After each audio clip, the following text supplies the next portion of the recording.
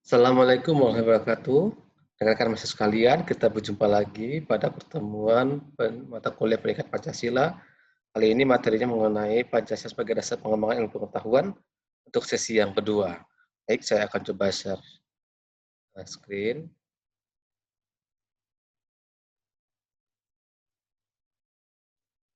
Baik, pada sesi yang kali ini kita akan pelajari bagaimana dinamika dan tantangan serta urgensi dan esensi Pancasila sebagai dasar pengembangan IPTEK. Kita harus mengetahui bahwasannya Pancasila sebagai dasar pengembangan ilmu pengetahuan di Indonesia itu mengalami dinamika yang cukup panjang, di mana pada pasca kemerdekaan, pada masa Orde Lama sampai bergulirnya reformasi, tidak banyak dibahas mengenai bagaimana kedudukan dari Pancasila sebagai dasar pengembangan ilmu. Sebab pada masa itu salah satu faktornya adalah pemerintah fokus pada bagaimana menciptakan tata kelola pemerintahan, bagaimana menciptakan sistem politik yang tepat, yang baik, dan bagaimana pemerintahan yang berkuasa pada saat itu. Namun hal-hal itu juga sempat disinggung dalam beberapa pidato kenegaraan, namun hanya menyinggung bagaimana kaitan antara ilmu pengetahuan dengan unsur-unsur kemanusiaan. Itu. Baru pada pasca reformasi, Pancasila sebagai dasar pengembangan ilmu itu mulai dibahas oleh para akademisi melalui kegiatan-kegiatan seperti seminar, sarasehan, workshop, konferensi. Gitu. Jadi sudah mulai banyak dibahas mengenai baru pada pasca reformasi. Nah, kemudian bagaimana tantangan dari Pancasila sebagai dasar pengembangan ilmu? Ada beberapa tantangan. Yang pertama, hampir sama dengan Pancasila sebagai dasar pengembangan IPTEK ini dengan Pancasila sebagai dasar negara yang sebelumnya saya jelaskan, bahwasanya ideologi-ideologi luar seperti ideologi kapitalisme itu menyebabkan terbatasnya ruang bagi penerapan nilai Pancasila sebagai dasar pengembangan IPTEK. Karena IPTEK yang berkembang justru mengacu kepada konsep liberalisme, kebebasan. Kebebasan bagi orang untuk mengembangkan idenya, mengembangkan pemikirannya, mengembangkan perangkat teknologinya gitu. Sehingga kurangnya peran dari Pancasila. Nah, itu yang menjadi tantangan yang pertama, harus ideologi.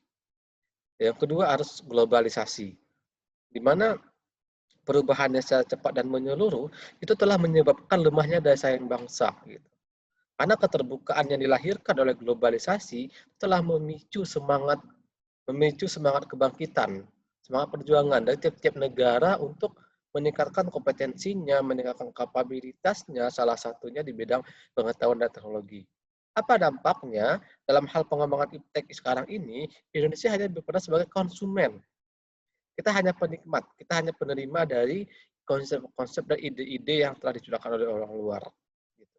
Sehingga daya saing bangsa, semangat untuk berkompetisi itu menjadi berkurang. Nah, ini dampak dari globalisasi. Tantangan bagi Pancasila sebagai dasar pengembangan ilmu.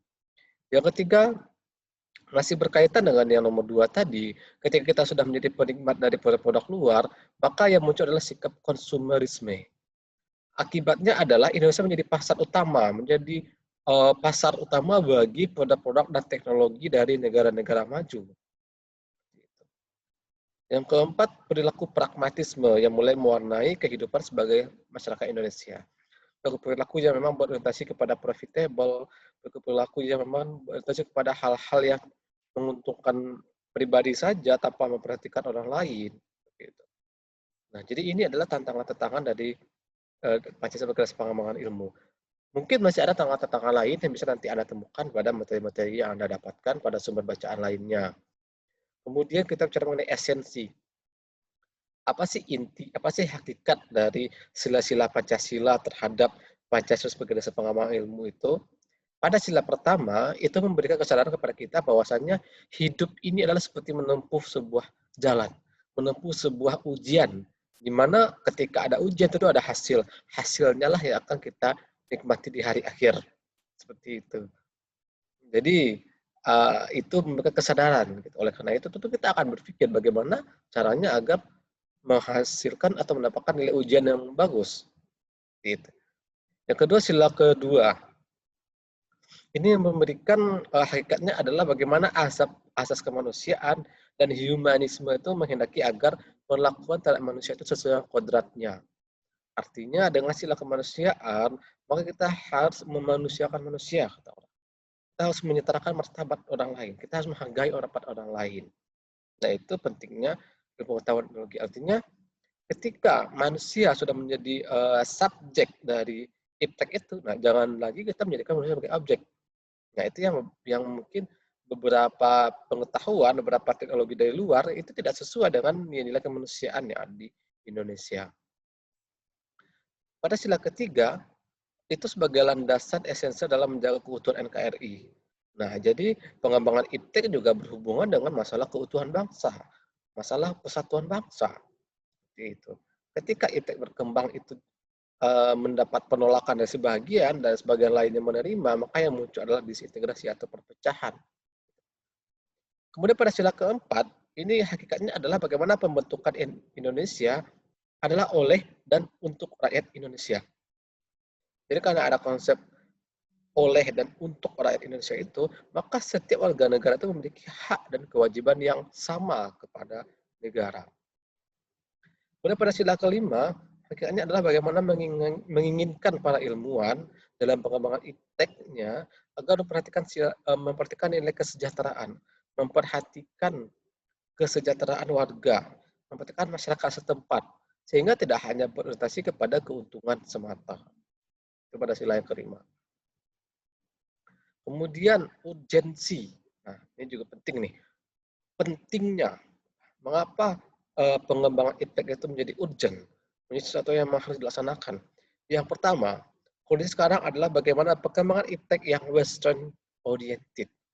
Jadi kita lebih berorientasi kepada budaya-budaya yang ada di Eropa. Western, di budaya barat. Seperti apa sih budaya barat itu? Mereka memisahkan antara konsep agama dan nilai-nilai iptek. Sehingga pengembangan iptek itu lepas dari nilai-nilai agama dan nilai budaya. Kemudian iptek yang sekarang berkembang itu lebih berorientasi kepada kebutuhan pasar. Gitu. Jadi tidak lagi memperhatikan bagaimana kompetensi, tidak lagi memperhatikan bagaimana substansi dari yang didapat, tapi lebih kepada pasar. Kalau pasar membutuhkan ini, maka kita harus hadir. Gitu.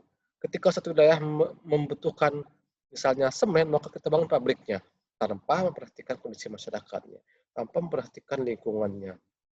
Sehingga hal itu juga banyak memicu penolakan.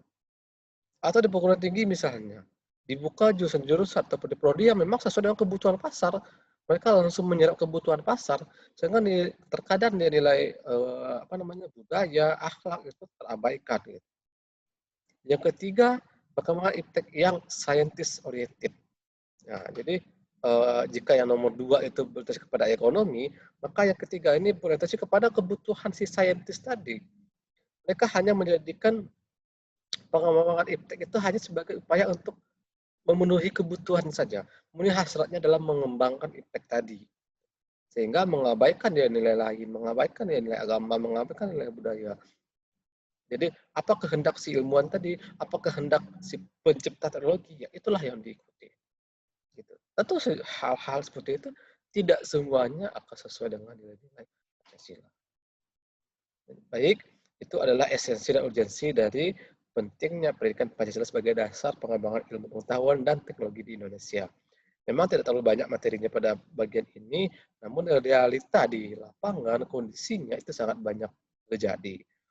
Dan Anda sekalian sebagai mahasiswa tentu akan paham, harus aware, harus sensitif dengan kondisi-kondisi bangsa saat ini gitu. Karena bisa jadi beberapa dari ini adalah cara-cara ilmuwan, cara-cara pencipta teknologi. Jadi jangan sampai kita hanya sebagai dari konsumen saja, tapi kita juga bisa menciptakan teknologi tadi. Seperti itu. Baik, terima kasih atas perhatian Anda sekalian. Assalamualaikum warahmatullahi wabarakatuh.